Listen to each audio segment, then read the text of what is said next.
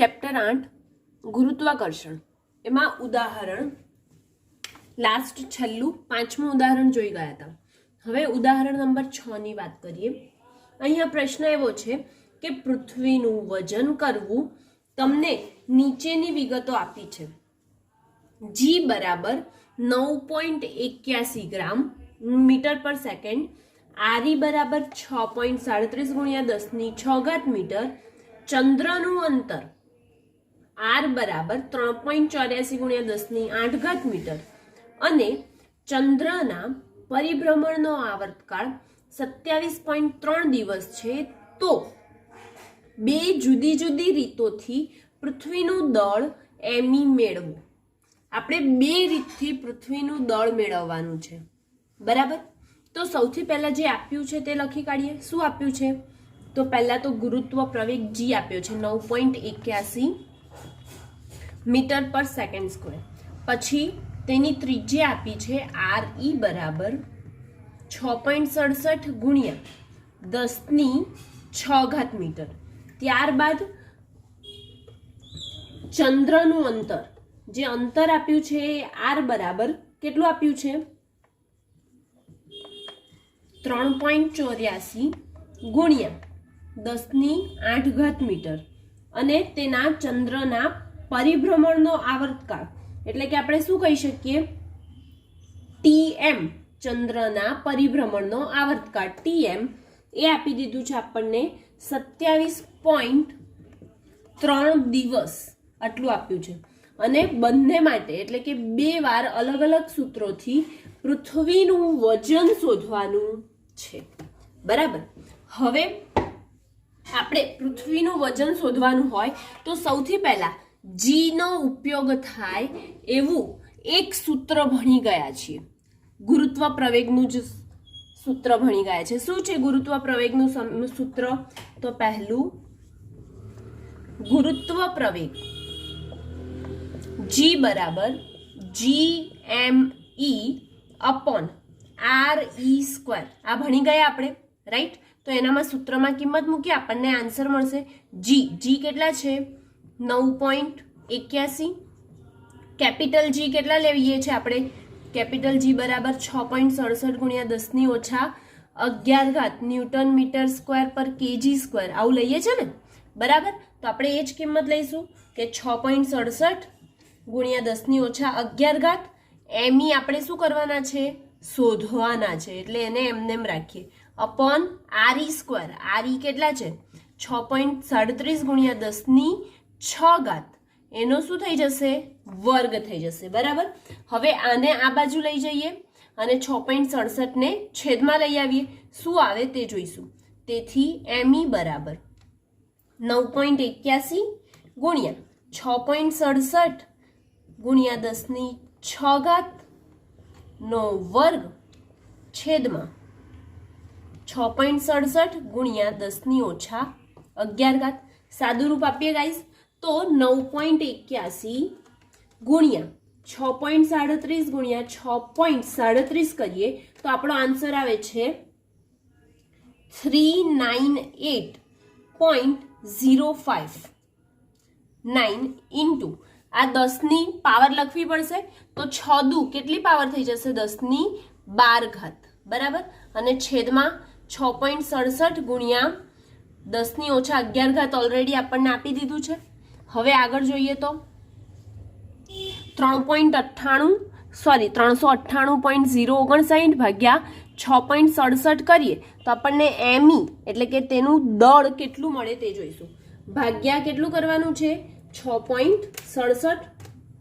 તો આપણને મળે છે 59.679 ગુણ્યા 10ની ઓલરેડી 12 હતી અને આ -11 ઉપર જાય તો +11 થાય કે ના થાય?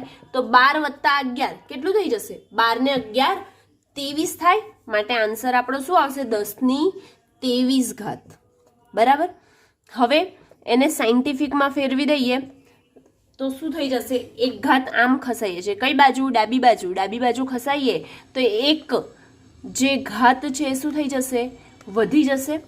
માટે 10⁻24 કિલોગ્રામ આવ્યું. આ એક મેથડથી શોધ્યું. હજી આપણને કીધું કે બે રીતે મેળવવાનું છે. તો બે રીતે મેળવવાનું છે તો આપણે જાણીએ છીએ કે કેપ્લરના નિયમથી પણ મેળવી શકીએ. કેવી રીતે? તો આપણને આવર્તકાળનો ઉપયોગ કરીએ અને કેપ્લરના ત્રીજા નિયમ શું છે બીજું આપણે મેળવીશું કેપ્લરના ત્રીજા નિયમ પરથી. હવે કેપ્લરના ત્રીજા નિયમ પરથી મેળવીએ તો એનું સમીકરણ આપણને યાદ છે. શું છે? તો T² ઇઝ પ્રપોઝનલ ટુ R³ છે, right? T² is પ્રપોઝનલ two R³ છે. તો એમાં પ્રપોઝનાલિટી કાઢીએ તો અચળાંક k મૂક્યા અને k ની કિંમત કેટલી લખીએ છીએ આપણે? 4π² આવું લખીએ છીએ ને. k ની કિંમત કેટલી લખીએ છીએ? 4π² આ લખીએ છીએ. અથવા તો ડાયરેક્ટ જો તમને આવર્તકાળનું સૂત્ર યાદ હોય તો તમે એ જ લખી શકો કે 4π²R³ હવે આપણી પાસે શોધવાનું શું છે? તો આપણને શોધવાનું છે પૃથ્વીનું દળ. બરાબર, પૃથ્વીનું દળ શોધવાનું છે. તો આમાં આપણે કિંમત મૂકીએ. T² કેટલા છે? 27.3 નો વર્ગ 4 × 3.14 કેટલી વાર? 2 વાર આવશે ને. અને R³ એટલે કોનું? તો મૂનનું એટલે કે ચંદ્રનું. ચંદ્રનું કેટલું છે આપણી પાસે? 3.84 × 10⁸ અને એનો શું થઈ જશે? ઘન અપોન જી. જી એટલે 6.67 × 10⁻11 × me શોધવાનું છે. me ને સામે લઈ જઈએ, 27.3 ને આમ બાજુ લઈ આવીશું. તેથી me બરાબર આપણે આને ડાયરેક્ટ સાદું રૂપમાં ફેરવી દઈએ તો શું થાય છે? ઉપરવાળાનો આન્સર શું આવે જોઈએ? તો 4 × 3.14 × 3.14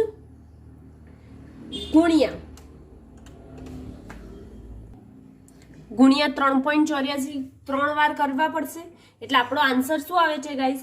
કે 2223.1246 × 10⁻8 × 24 એટલે 24 આવે છે, રાઈટ? હવે આગળ જોઈએ તો 6.67 × 10⁻11 છે અને આ 27.3 દિવસ છે. બરાબર ને? હવે દિવસ છે તો એને આપણે શેમાં કન્વર્ટ કરવા પડશે? સેકન્ડમાં કરવા પડશે. સેકન્ડમાં કન્વર્ટ કરવા માટે આપણે 27.3 ગુણ્યા દિવસ છે. દિવસને કન્વર્ટ કરીએ એટલે શું થશે? એક દિવસના કલાક 24 અને એની સેકન્ડ 3600 થાય. એક કલાકની સેકન્ડ માટે 27.3 ગુણ્યા 24 ગુણ્યા 3600 કરીએ એટલે જે આપણો આન્સર આવશે અહીંયા લખી શકીશું, રાઈટ? તો ડાયરેક્ટ આપણે એવી રીતે જ કરી દઈએ કેલ્સીમાં ડાયરેક્ટ કે જે ટી આવર્તકાળ છે એમાં ડાયરેક્ટ કરીએ કેલ્સીમાં તો આપણો આન્સર આવે છે 23,587 ગુણ્યા 10⁻2 સેકન્ડ. ઓકે, હવે આની કિંમત મૂકીશું ડાયરેક્ટ તો 6.67 ગુણ્યા 23,587 નો વર્ગ કરીએ એટલે કંઈક જવાબ આવે છે 37. બહુ મોટો આન્સર છે. 3710831615.23 આટલો આન્સર આવે છે. ઓકે, ઇન્ટુ પાવર બાકી રહી 10⁻2 નો વર્ગ. 10⁻2 નો વર્ગ એટલે કેટલા થઈ જશે? 10⁻4 10⁻4 અને -11 ઓલરેડી હતી તો 4 - 11 કેટલા થાય? -7 થાય. એટલે કે આપણે લખી શકીશું 10⁻7. બરાબર. હવે આને ભાગાકાર સ્વરૂપે લઈશું તો me બરાબર કેટલું લઈશું? 2233.1246 ડિવાઈડ બાય 3710831615.23. ઓકે, આટલું છે. આનું ડિવિઝન કરીએ છીએ એટલે કે આપણો આન્સર બહુ મોટો આવે છે જે છે 0.12345 ટાઈમ્સ 0.6 ટાઈમ્સ 0 60178 ઇન્ટુ 24 ને 7, આ 7 ઉપર જશે એટલે કેટલી થઈ જશે? +7 થશે ને, માટે 10⁻²4 + 7 એટલે કે 10⁻31 ઘાત આવ્યું. હવે આ ઘાતને મારે આ બાજુ લઈ જવી છે. કઈ બાજુ? ડાબી બાજુ કે જમણી બાજુ? તો જમણી બાજુ લઈ જાઉં છું. જો જમણી બાજુ લઈ જાય તો ઘાતમાં શું થાય? ઘટાડો થાય. ઘટાડો થાય એનો મતલબ 1 2 3 4 5 6 7 7 ઘાતનો શું થઈ ગયો? ઘટાડો થઈ ગયો. માટે 6.0178 × 10⁻24 kg આવ્યું. ક્યારે? જ્યારે આપણે તેના આવર્તકાળના સૂત્રથી કર્યું ત્યારે આપણો આન્સર આવે છે, અને જ્યારે ગુરુત્વ પ્રવેગના સૂત્રથી કરીએ ત્યારે આપણો આન્સર શું આવે છે? 5.9679 × 10⁻24. એટલે કે બંને આન્સર આપણે જોઈએ તો ખબર પડે છે કે બંનેમાં થોડોક ફેરફાર છે. 5.96 છે એટલે કે એપ્રોક્સિમેટલી આપણે 6 જ કહી શકીએ એને, અને આ પણ 6.0178 છે, પણ માત્ર એનામાં કેટલો ફેરફાર આવે છે બંનેથી કરીએ તો પોઈન્ટ જેટલો પૃથ્વીના દળમાં ફેરફાર આવે છે. ઓકે, અને એની સાથે જે ક્વેશ્ચન 6 છે એ અહીંયા ઉદાહરણ 6 કમ્પ્લીટ થાય છે. ઉદાહરણ નંબર 7 જોઈએ.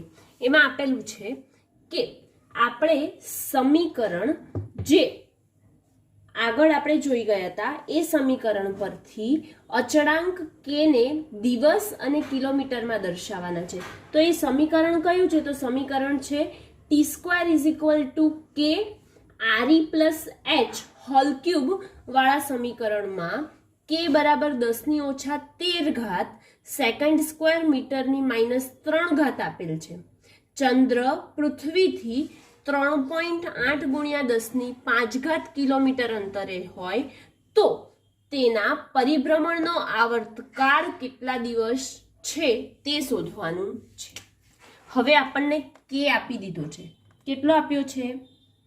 તો કે બરાબર અહીંયા છે 10⁻13 ઘાત સેકન્ડ² મીટર⁻³ આ આપ્યું છે. અને ચંદ્ર પૃથ્વીથી અંતર એટલે કે ચંદ્ર અને પૃથ્વી વચ્ચેનું અંતર જે છે એ અંતર આપણને આપેલું છે 3.8 × 10⁵ ઘાત કિલોમીટર છે. હવે આ જે આવર્તકાળ આપ્યો છે તો એને દિવસમાં ફેરવવાનું છે, બરાબર? તો દિવસમાં ફેરવવાનું છે તો આ સેકન્ડને મારે શેમાં કન્વર્ટ કરવા પડશે? દિવસમાં કરવા પડશે. ઓકે, અને આ જે મીટરની -3 ઘાત આપી છે ને તો એને પણ મારે શેમાં કન્વર્ટ કરવા પડશે? કિલોમીટરમાં. તો પહેલા આપણે આની પ્રોસેસ કરીએ કે એને ફેરવી દઈએ દિવસ અને કિલોમીટરમાં. ઓકે, તો શું કરીશું પહેલા? તો આપણે જાણીએ કે એક દિવસ જે છે તો એક દિવસના કેટલા કલાક હોય? 24 કલાક હોય. એ 24 કલાકમાં 1 કલાકની સેકન્ડ કેટલી હોય? તો 3600 સેકન્ડ હોય. તો એક દિવસમાં 24 × 3600 સેકન્ડ થાય તો એક સેકન્ડમાં કેટલા દિવસ બને? બરાબર ને? તો આપણે લખી શકીએ કે એક સેકન્ડ બરાબર 1/24 × 3600 ડેઝ થાય, આટલા દિવસ થાય. બરાબર? અને આપણે એ પણ જાણીએ કે આને મીટરને શેમાં ફેરવવાનું છે? કિલોમીટરમાં. તો આપણે જાણીએ કે 1 મીટર બરાબર 10⁻³ ઘાત કિલોમીટર થશે. બરાબર? આ બંને વસ્તુ આપણે મેળવી લીધા પછી આમાં કિંમત મૂકીએ તો કે બરાબર 10⁻13 ઘાત ઓલરેડી છે ગુણ્યા સેકન્ડ² છે. સેકન્ડ² છે એની જગ્યાએ આપણે શું લખીશું? ડે 24 × 3600 અને આનો શું થઈ જશે? વર્ગ થશે, કેમ કે દિવસનો વર્ગ છે. બરાબર? તો દિવસનો વર્ગ થશે. અને અહીંયા 10⁻³ 10⁻³ ઘાત અને એનો પણ શું કરવો પડશે? ઘન, કેમ કે મીટરની -3 ઘાત છે. મીટરની -3 ઘાત છે તો અહીં પણ શેની ઘાત કરીશું? તો આ -3 અને એને પણ આપણે શેમાં લખીશું? કેમ કે એ છેદમાં છે માટે 1/ લખીશું. ઓકે, તો આને 1/ માં જ લખી દઈએ ડાયરેક્ટ, એટલે માઇનસની સાઇન આપણે લખવી ના પડે. તો 1/10⁻³ અને એનો ઘન થઈ જશે. ઓકે, હવે આપણે અહીં આન્સર લઈશું તો 10⁻13 ઘાત ગુણ્યા 1 ભાગ્યા 24 ભાગ્યા 3600 ભાગ્યા 3600 કરીએ તો આપણો જવાબ આવે છે કંઈક સમથિંગ 1.157 ઇન્ટુ 10 ટુ પાવર -5 અને એની કેટલી ઘાત 2 ઘાત આવે છે. ઓકે, અને અહીંયા જોઈએ તો 1 ભાગ્યા ઓછા 10 ની કેટલી ઘાત થશે? 1 ભાગ્યા 10 ની ઓછા 9 ઘાત થશે. પણ આ છેદમાં છે, જો એને ઉપર લઈ જઈએ તો +9 થાય, એટલે કે 10 ની +9 ઘાત આવે. આપણે અહીં ડાયરેક્ટ લખીશું કેટલી ઘાત? 10 ની 9 ઘાત. બરાબર. હવે આનું સાદું રૂપ આપીએ કે બરાબર 1.339 ઇન્ટુ ઘાત ગણીશું તો 5 દુ 10 પહેલા તો 5 દુ 10 અને -10 છે, -10 અને -13 કેટલી થઈ જશે? -23 થશે. તો -10 અને -13 એટલે કે -23 ઘાત, અને આની 9 ઘાત છે એટલે કે 9 ઘાત આપણે એમાં શું કરીશું? એડ કરીશું. તો -23 + 9 એટલે કેટલી બચશે? -14 ઘાત બચે છે. બરાબર. એટલે આપણે આન્સર લખીશું -14. ઓકે, તો 1.339 into 10 to power -14 day square દિવસનો વર્ગ અને કિલોમીટરનો ઘન બન્યો. બરાબર. હવે આપણે આમાં કિંમત મૂકવી પડશે. તો સમીકરણ શું છે? t² = kr³ કેપ્લરના ત્રીજા નિયમ પરથી આ સમીકરણ મળ્યું છે ને. તો k ની કિંમત કેટલી છે? 1.339 ગુણ્યા 10 ની ઓછા 14 ઘાત ગુણ્યા r નો ઘન છે. r નો ઘન એટલે કે અંતરનો ઘન. અંતર કેટલું આપેલું છે? 3.8 ગુણ્યા 10 ની 5 ઘાત. એનું શું કરીશું? ઘન. ઓકે, આનું સાદું રૂપ આપીએ તો આપણને મળે 758.18. 758.18 નો શું મળે છે? દિવસનો વર્ગ. એકમ શું આવશે? દિવસના વર્ગમાં શોધ્યું એટલે દિવસનો વર્ગ. હવે આને વર્ગ દૂર કરવા માટે શું લેવું પડશે? વર્ગમૂળ લેવું પડશે. માટે આવર્તકાળ t બરાબર 758.18 નું વર્ગમૂળ કાઢીએ તો જવાબ આવે છે 27.53 દિવસ. 27.53 દિવસ એટલે એપ્રોક્સિમેટલી લઈ શકીએ કે 27.5 દિવસ તેનો આવર્તકાળ આવ્યો. ઓકે, અને એની સાથે તેનો આવર્તકાળ શોધ્યો એટલે આ પ્રશ્ન અહીંયા કમ્પ્લીટ થાય છે. ઉદાહરણ નંબર 8 જોઈએ. એમાં પ્રશ્ન એવો આપેલો છે કે એક 400 કિલોગ્રામનો ઉપગ્રહ પૃથ્વીની આસપાસ 2r ત્રિજ્યાની વર્તુળાકાર કક્ષામાં છે. તેને બદલીને 4re ત્રિજ્યાની વર્તુળાકાર કક્ષામાં લઈ જવા માટે કેટલી ઉર્જાની જરૂર પડે? તેની ગતિ ઉર્જા અને સ્થિતિ ઉર્જામાં શું ફેરફાર થશે?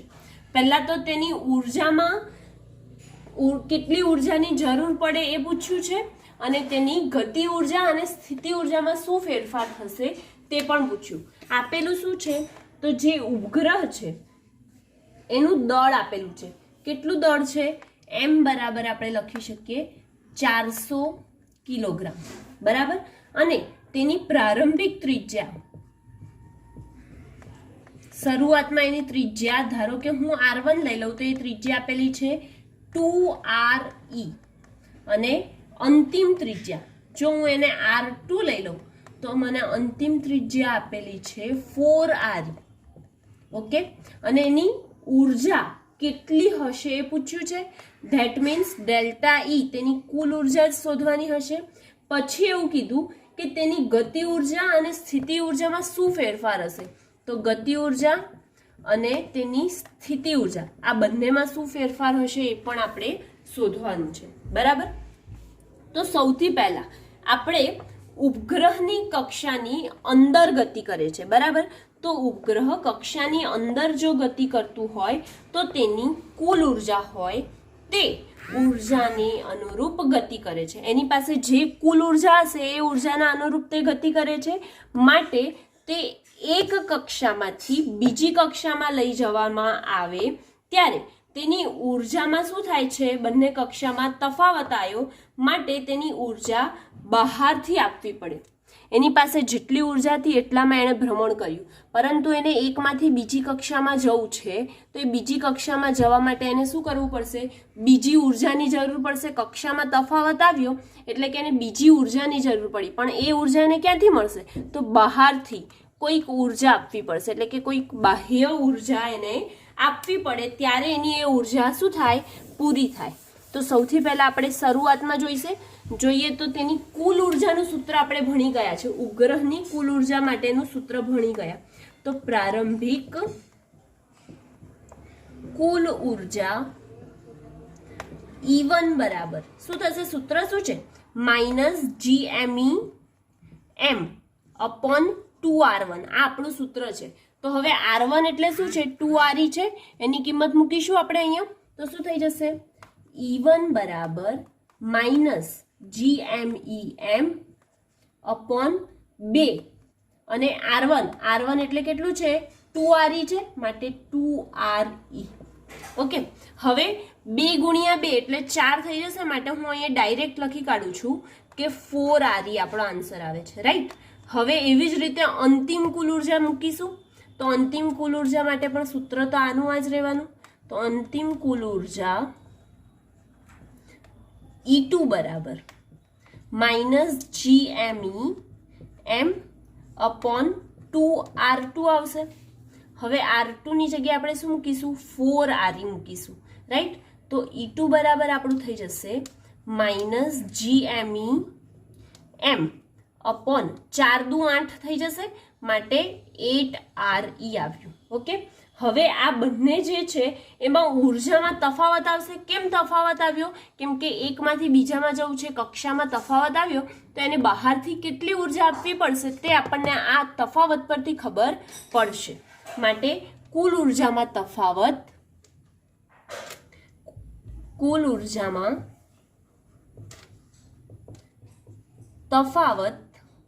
ડેલ્ટા E બરાબર શું થઈ જશે, E2 માઇનસ E1. ઓકે, હવે E2 માઇનસ E1 અહીંયા કરીશું તો આવશે ડેલ્ટા E બરાબર E2 કેટલા છે, -GMEm અપોન 8RE, અને અહીંયા શું છે, માઇનસની સાઇન, માટે માઇનસ ઓલરેડી, અને માઇનસ GMEm અપોન 4RE છે, માટે 4RE મૂકીશું. માઇનસ માઇનસ પ્લસ થશે, તેથી ડેલ્ટા E બરાબર -GMEm upon 8RE plus GMEm upon 4RE. હવે આમાંથી કોમન શું નીકળે છે, તો કોમન નીકળે છે એક તો GMEm અપોન RE આખું નીકળે છે, અને 4 પણ નીકળે છે, એટલે બચ્યું શું આપણી પાસે, તો બચ્યું ડેલ્ટા E બરાબર માઇનસ GME, માઇનસની સાઇન કોમન નથી કાઢતા આપણે અહીંયા, GMEm અપોન 4RE કોમન નીકળી ગયું. બચ્યું શું, તો -1/2 પ્લસ 1 બચ્યું. ઓકે, -1/2 પ્લસ 1 બચ્યું, તો એકમાંથી 1/2 બાદ કરીએ તો કેટલા આવે, 1/2 જ આવે ને, માટે GMEm અપોન 8RE. આ શું આવ્યું, એની કુલ ઉર્જામાં જે તફાવત છે એ ઉર્જામાં તફાવત આવ્યો. હવે એનામાં આપણે આ કિંમત આપી છે, બધાની કિંમત મૂકીશું, રાઈટ. તો કિંમત મૂકીએ એ પહેલા ડેલ્ટા E બરાબર GME અપોન RE છે ઇન્ટુ M અપોન 8 છે.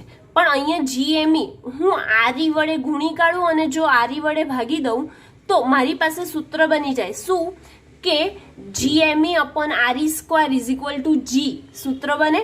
તો આપણે ડાયરેક્ટ સૂત્ર બનાવીએ એટલે શું થઈ જશે, GME upon RE square is G small g, ગુરુત્વ પ્રવેગનું સૂત્ર બન્યું, ઇન્ટુ M નો M, RE પણ M નો M, અને છેદમાં ખાલી શું બચ્યું, 8 જ બચ્યું, એટલે કે 8 બાકી રહ્યું.